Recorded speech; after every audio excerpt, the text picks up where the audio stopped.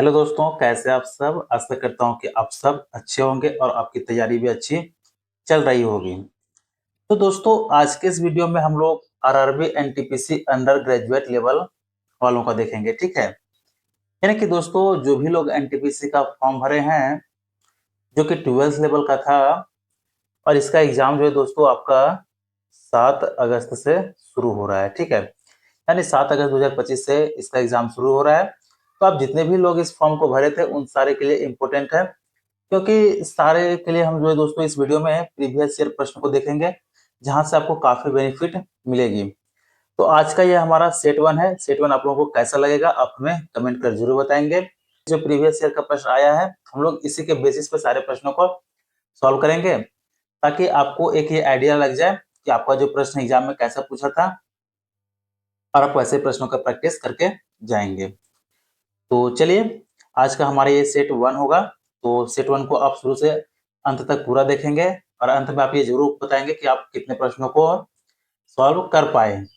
तो सबसे पहला प्रश्न आप देखते हैं, और ये जो काफी इंपॉर्टेंट प्रश्न है। ठीक है, हालांकि आपको देखने में इजी लग रहा होगा, लेकिन एक बार आप इसका आंसर खुद ट्राई जरूर करें।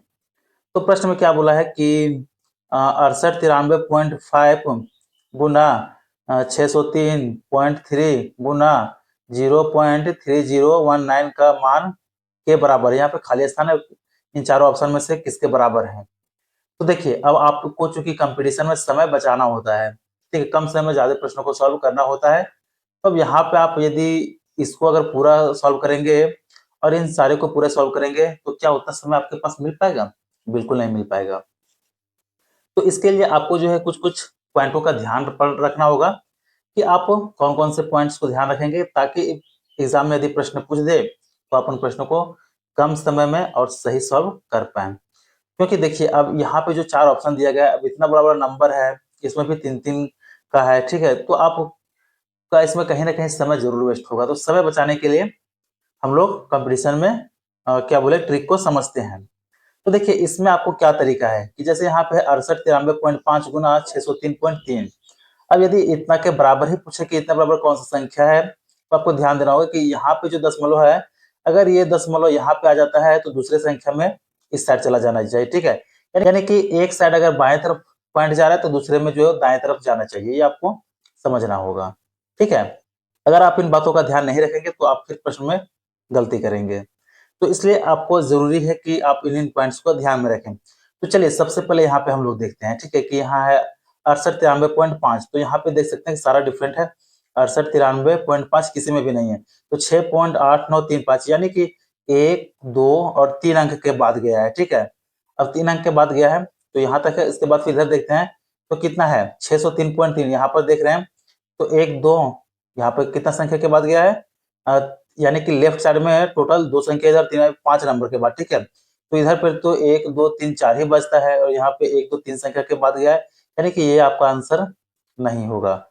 नेक्स्ट देखते हैं, तो फिर यहाँ पे कितना संख्या के बाद गया, 1, 2, 3, यानी कि 3 संख्या के बाद इधर गया है, और यहाँ पे एक संख्या, यानी टोटल 4 संख्या के बाद। तो इधर अगर हम देखें तो 1, 2, 3, 4 संख्या के बाद, यानी कि यहाँ से पूरा पॉइंट हट जाता है। तो इसका सही आंसर होता है, जो कि यहाँ पे हटा नहीं है, तो ये भी इसका आंसर नहीं होगा। नेक्स्ट सी नंबर देखते हैं, कि यहाँ से केवल एक पॉइंट के बाद हटा है। ठीक है, यानी कि केवल बाएं तरफ एक पॉइंट के बाद गया है, और यहाँ पे सेम का सेम है। तो अगर यहाँ पे एक संख्या के बाद से दाएं तरफ चला जाता है तो बात बराबर हो जाता है, लेकिन यहाँ पे भी नहीं गया, तो ये भी आपका आंसर नहीं होगा। अब लास्ट ऑप्शन में देखते हैं क्या ये सही हो पाता है या फिर नहीं।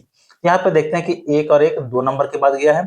ठीक है, यानी 68.935 है। तो यहाँ पे 2 संख्या के बाद गया, और दूसरे नंबर में देखें तो इधर एक संख्या के बाद गया है। यहाँ तक तो मैनेज हो रहा है। अब इधर भी अगर एक संख्या के बाद चला जाता है तो सारा सही हो जाएगा। यहाँ पे देख रहे हैं कि 1 और 1 2 संख्या के बाद गया है, और यहाँ पे देखेंगे तो एक संख्या के बाद यहाँ आया, यानी यहाँ से दशमलव हट गया, और यहाँ से यहाँ पे दशमलव गया है, तो ये डी नंबर आपका सही हो जाएगा। ठीक है, तो चूंकि आपको समझाना था इसलिए इसमें समय लग रहा है, बाकी अगर आप ऐसे प्रश्नों को समझ जाएंगे तो बहुत ही कम समय में खुद से सॉल्व कर सकते हैं। तो देख सकते हैं दोस्तों कि अब ऐसे प्रश्नों को गुना करना संभव था ही नहीं। ठीक है, तो हम लोग इसमें एक आप लोग को जो यही तरीका ध्यान में रखना है, ताकि अगर ऐसे प्रश्न एग्जाम में पूछ दे तो आप प्रश्नों को इजीली सॉल्व कर पाए। और ये जो सारा एग्जाम में पूछा हुआ ही प्रश्न है। इसके बाद चलिए नेक्स्ट हम लोग दूसरे नंबर प्रश्न को देखेंगे।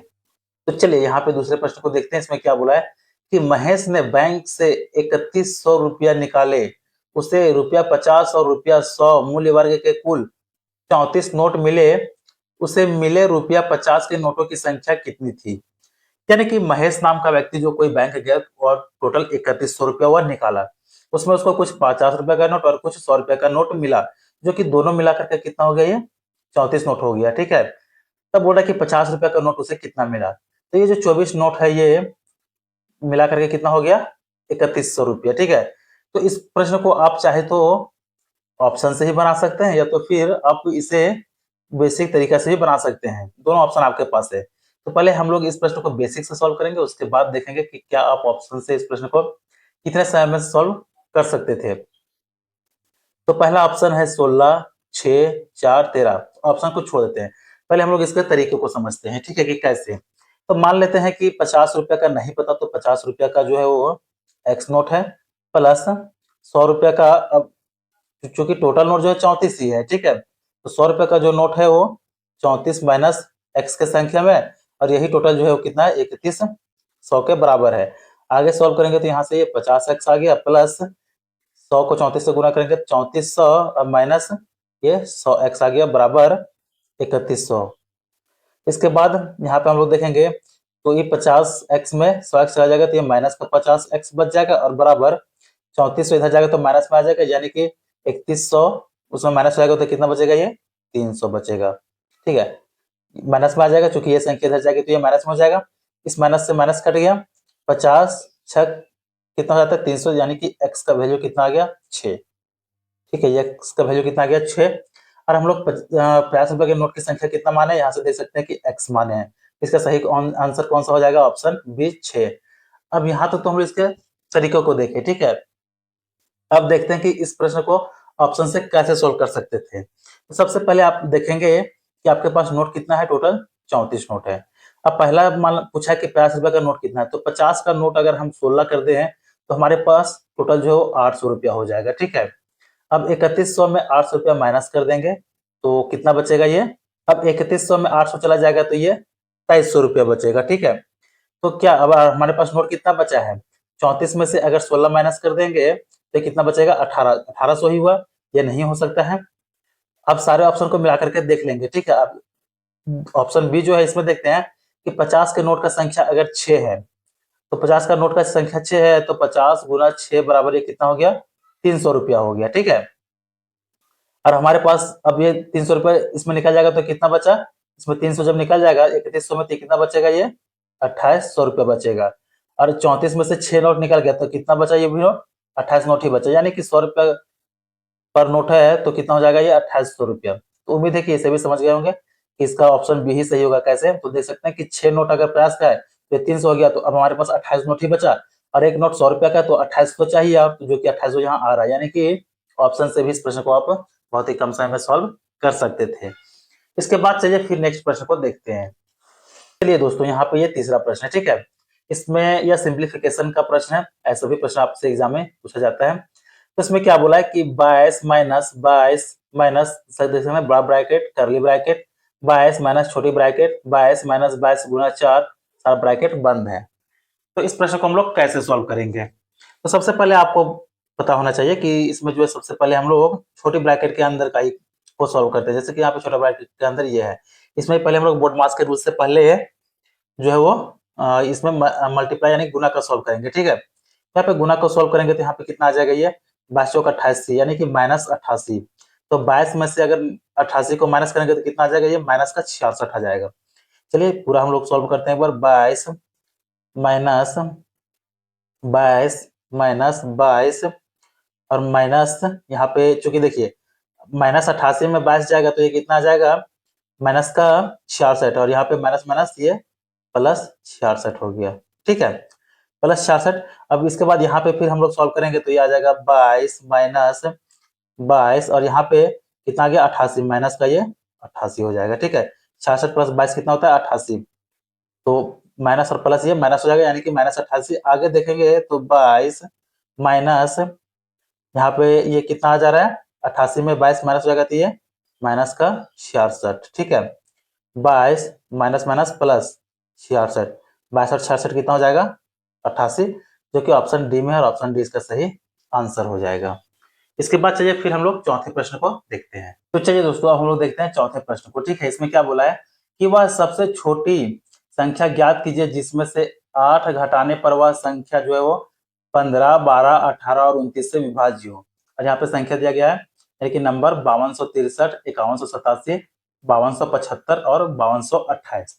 इस प्रश्न को हम लोग कैसे सॉल्व करेंगे? उसमें क्या करेंगे कि सारे संख्या में 8 घटा करके 15, 12, 18, 29 से भाग दे करके देखेंगे? नहीं, अगर ऐसा हम लोग करेंगे तो इसमें तो काफी लंबा समय लग जाएगा।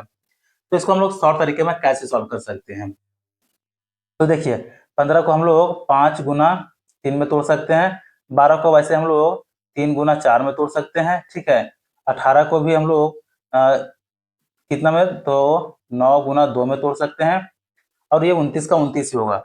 तो यानी कि जो संख्या 12 से कटेगा वह संख्या 3 और 4 से भी कटेगा, ठीक है। यानी कि जो संख्या 3 और 4 से कटेगा वो संख्या निश्चित ही 12 से कटेगा। उसी प्रकार से जो संख्या 3 और 5 से कटेगा वह संख्या 15 से निश्चित ही कटेगा। यहाँ पे अगर हम लोग सारे में एक बार देखें तो यहाँ पे 5 से ये संख्या इस सारे में जो है पहले 8 माइनस करके देखना है, ठीक है। तो अगर यहाँ पे 8 हम लोग माइनस करें तो ये कितना आ जाएगा? तो ये हो जाएगा 5255, ठीक है। उसके बाद इसमें अगर हम लोग 8 माइनस करें तो ये आ जाएगा 5179। इसमें माइनस करें तो ये आ जाएगा 5267। इसमें अगर 8 माइनस करें तो ये आ जाएगा 5220। तो अब देख सकते हैं कि कौन कौन संख्या, पहले हम लोग देखेंगे कि 15 से, तो 15 के 5 और 3 दोनों से कटना होगा, तो पहले 5 से देखते हैं। तो जिस 5 का विभाज्यता का नियम क्या होता है कि जो भी संख्या का इकाई अंक 5 या फिर 0 हो वही संख्या 5 से कटेगा। तो इसके इकाई अंक 5 है तो ये 5 से कटेगा, इसमें नहीं है तो ये नहीं कटेगा, ये नहीं है तो ये भी नहीं कटेगा, इसमें है तो ये कटेगा, ठीक है। यानी कि 2 ऑप्शन तो हमारा ऐसे ही कट गया। अब अगर 3 से देखना चाहें, 3 से देखते हैं कितना जगह 5, 10, 15, 16 और 17, और यहाँ पे है 5 और 2 7 और 2 9। यानी कि देखिए 3 से कटने का विभाज्यता का नियम क्या बोलता है कि सारे संख्याओं का आपस में जोड़ यदि 3 से कटता है तो पूरा का पूरा संख्या जो है वो 3 से कट जाएगा। तो यहाँ पे जोड़े तो कितना आ गया 15 2 17 जो कि 3 से नहीं कटेगा, और यहाँ पे आ गया 5 और 2 7 और 2 9 जो कि 3 से कटेगा। यानी कि आपका सही आंसर कौन सा हो जाएगा? Option D 5228। 5228 में यहाँ पे हम लोग अगर 8 घटा देंगे तो 5220 हो जाएगा जो कि 3 से कटेगा। अगर ऐसे नहीं सहमत तो 4 से भी देखते हैं। तो 4 के लिए क्या करना होता है कि दो संख्याओं को कार्य करके देखेंगे, ठीक है। इकाई दाएं तक की संख्या को कार्य करके देखेंगे, अगर वो संख्या 4 से कटता है तो फिर पूरा का पूरा संख्या जो 4 से कटेगा। तो यहाँ पे 55 4 से नहीं कटेगा, 79 भी 4 से नहीं कटता, 67 भी नहीं कटता, एक केवल 20 है जो 4 25 20 यानी 4 से ये कट जाएगा, ठीक है। तो इसका सही आंसर कौन सा हो जाएगा? Option D. इसके बाद फिर चलिए नेक्स्ट पांचवें प्रश्न को देखते हैं। तो चलिए पांचवा प्रश्न में क्या बोला है कि किसी हॉस्पिटल की वर्तमान लागत रुपया 1,82,590 है, एक वर्ष बाद इसकी लागत बढ़कर 1,95,982 हो गई। हॉस्पिटल की लागत प्रतिशत वृद्धि ज्ञात कीजिए। 4 ऑप्शन दिया गया, 7%, 16%, 5% और 3%। तो चलिए पहले आप जो है प्रश्न को खुद से सॉल्व करने का कोशिश कीजिए, ठीक है। आप यदि प्रश्न को खुद से सॉल्व करने का कोशिश करेंगे और प्रश्नों को सॉल्व करेंगे तो आपका कॉन्फिडेंस बढ़ेगा और आप ऐसे प्रश्नों को इजीली सॉल्व कर पाएंगे। तो चलिए अब हम लोग प्रश्न को सॉल्व करते हैं। तो क्या बोला, बढ़ करके कितना हो गया? तो 1,95,382। तो पहले जो बढ़ा है उसे हम लोग लिखते हैं। तो बढ़ा कितना? 1,95,382। और पुराना कितना है? तो 1,82,590। अब इसमें से घटा लेंगे तो हम लोग को जो है कितना बढ़ा है लागत ये मिल जाएगा। यहाँ पे कितना जाएगा? 2, यहाँ पे 18 में 9 गया तो ये 9, तो यहाँ पे 12 में 5 गया तो 7, 4 में 2 गया तो 2, 9 में 8 गया तो ये 1, यानी 12,792। तब बोला कि बढ़ा हुआ प्रतिशत, तो बढ़ा कितना है? 12,792। और बढ़ा कितना में? 1,82,590 में। तो 1,82,590 गुना 100 हो जाएगा, ठीक है। प्रतिशत के लिए हम लोग 100 से गुना करते हैं। अब चलिए आगे से हम लोग सॉल्व करेंगे। तो 1 0 से 1 0 ये कट जाएगा। अब देखते हैं कि ये पूरा का पूरा जो नंबर है किससे कटता है। तो पहले इसे हम लोग देखेंगे क्या ये 2 से तो नहीं कटेगा, चूंकि इकाई का अंक यहाँ पे है जो 2 से कटेगा लेकिन नीचे नहीं कटेगा। तो 3 से देखते हैं तो कितना आता है? 9 और 9 18 और 19 20 और ये 5 25 नहीं कटेगा। तो कितना से कटेगा? तो देखिए दोस्तों, ये तो कटेगा नहीं, ठीक है। तो यहाँ पॉइंट हम लोग बैठाएंगे तो ये 7 बार में कुछ समथिंग चला जाएगा, ठीक है, यानी 0.7 आ गया। अब 0.7 को 10 के साथ में गुना करेंगे तो ये लगभग कितना आ जाएगा? 7%, जो कि ऑप्शन ए में है और ऑप्शन ए इसका सही आंसर हो जाएगा। इसके बाद फिर चलिए नेक्स्ट छठे प्रश्न को देखते हैं। छठा प्रश्न में क्या बोला है कि 0.09 और 16 के बीच मध्यानुपातिक ज्ञात कीजिए। यहाँ पे ऑप्शन में है 12, 0.12, 120 और 1.02।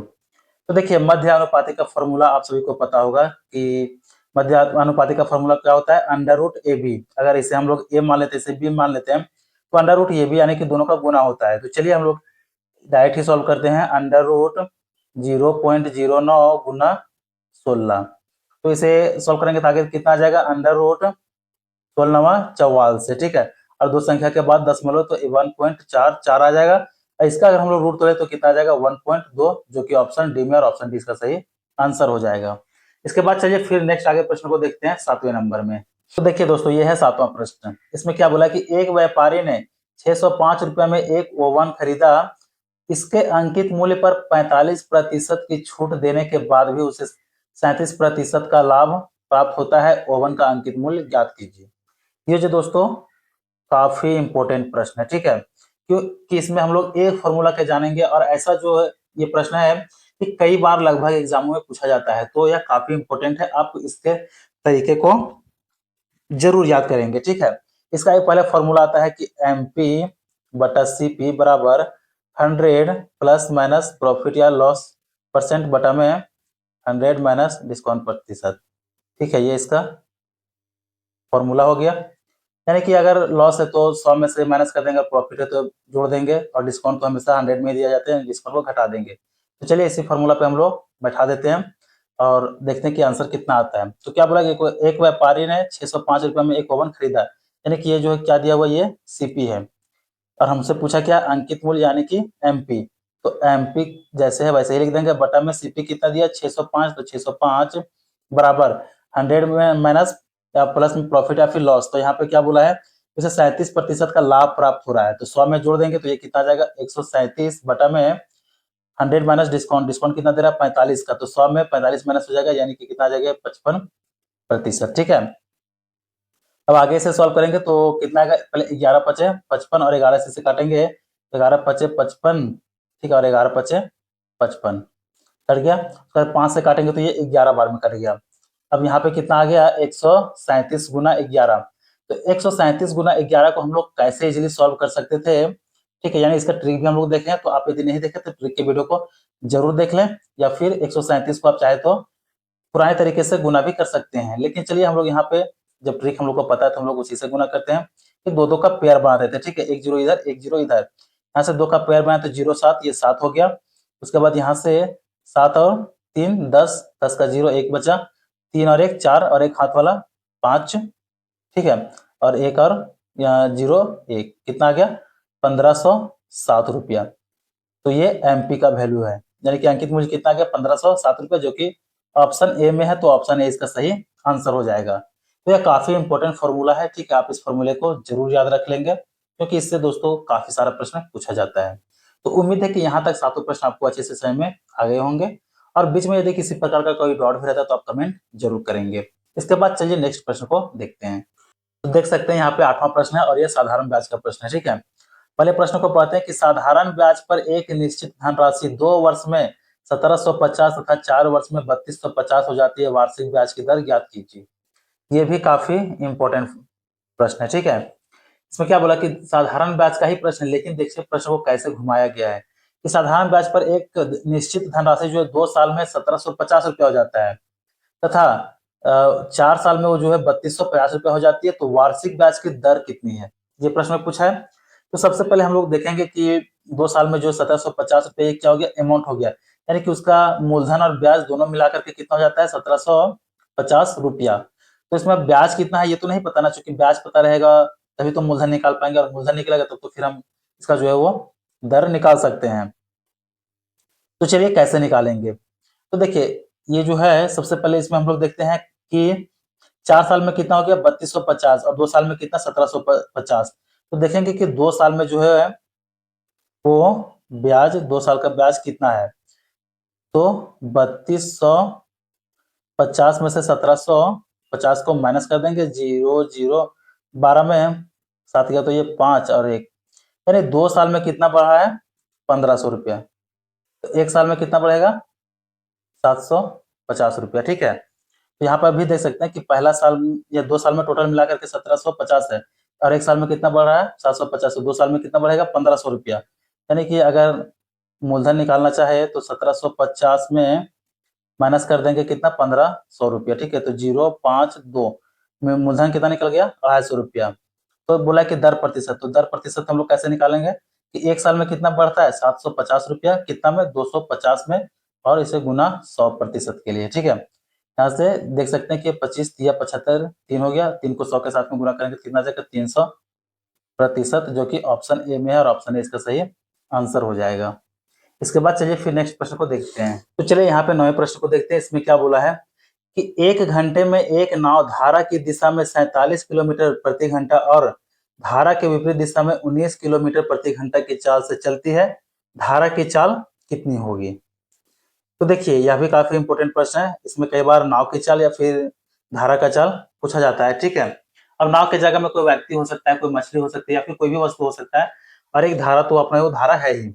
तो बोला कि 1 घंटे में एक नाव धारा की दिशा में, यानी कि जिस दिशा में धारा जा रहा है उसी दिशा में नाव भी जा रहा है, तो उसका चाल कितना है? 47 किलोमीटर प्रति घंटा है। यानी कि दोनों अगर एक दिशा में जा रहा है तो ये डाउन स्ट्रीम है। ठीक है, डाउन स्ट्रीम कितना है? 47 किलोमीटर पर आवर। उसके बाद फिर नेक्स्ट बोला है कि और धारा के विपरीत दिशा में 19 किलोमीटर, यानी कि अप स्ट्रीम कितना है? 19 किलोमीटर प्रति घंटा। तो बोला कि धारा की चाल कितनी है? तो इसके लिए हम लोग क्या करते हैं? धारा का चाल निकालने के लिए down stream minus up stream, ठीक है, बटा में 2 होता है। तो डाउन स्ट्रीम कितना है? 47, अप स्ट्रीम 19 बटा 2। यहाँ पे आप 47 में 19 को माइनस करेंगे तो कितना आ जाएगा? ये 17 में 9 गया तो 8 और ये 2, यानी 28 बटा 2। ठीक है, 28 को 2 से भाग करेंगे तो कितना आ गया? 14 किलोमीटर पर आवर, जो कि ऑप्शन डी में, और ऑप्शन डी इसका सही आंसर हो जाएगा। और आपसे यदि इसमें नाव का चाल पूछता तो down stream plus up stream बटा में 2 होता है, दोनों को जोड़ करके 2 से भाग देना होता है। और धारा का चाल पूछा है तो दोनों को माइनस करके 2 से भाग करेंगे, जो कि 14 किलोमीटर प्रति घंटा आ गया। अब चलिए इसके बाद हम लोग 10वें प्रश्न को देखते हैं। चलिए ये है 10वां प्रश्न कि यदि x प्लस 1 बटा एक्स बराबर 4 है तो x क्यूब प्लस 1 बटा एक्स क्यूब का मान ज्ञात कीजिए। ऑप्शन 134, 52, 39 और 151। यह प्रश्न जो है काफी इजी है, और उम्मीद है कि यह प्रश्न आप सॉल्व कर लिए होंगे। तो चलिए हम इस प्रश्न को आप सॉल्व करते हैं कि यदि x प्लस 1 बटा एक्स बराबर 4 है तो x क्यूब प्लस 1 बटा एक्स क्यूब, इसका डायरेक्ट फॉर्मूला क्या होता है? यानी कि यहाँ पे अगर कोई संख्या n मान लेते हैं, जैसे कि x प्लस 1 बटा x बराबर n है, n जो नंबर दिया गया है, और इससे आगे पूछता है कि x क्यूब प्लस 1 बटा एक्स क्यूब, तब क्या हो जाएगा? n cube minus 3n। तो बस इसी फॉर्मूला को हम लोग यूज करेंगे। n के जगह में n बराबर कितना है? 4 है, तो हो जाएगा 4 का क्यूब माइनस 3 गुना 4, 4 का क्यूब 4 चौक 16 चौक 64 माइनस 4 तिया 12, और 64 में 12 को माइनस करेंगे तो कितना आ जाएगा? 2 और 5, यानी कि 52, जो कि ऑप्शन बी में, और ऑप्शन बी इसका सही आंसर हो जाएगा।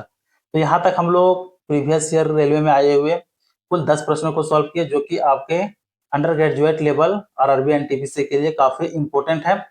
तो आपका ये जो बचा हुआ दिन है, 2-3 दिन का समय आपके पास बचा हुआ है, बाकी जिनका अभी और भी समय है, चूंकि एग्जाम सितंबर तक चलेगा, तो वो लोग अच्छे से प्रैक्टिस कर लेंगे।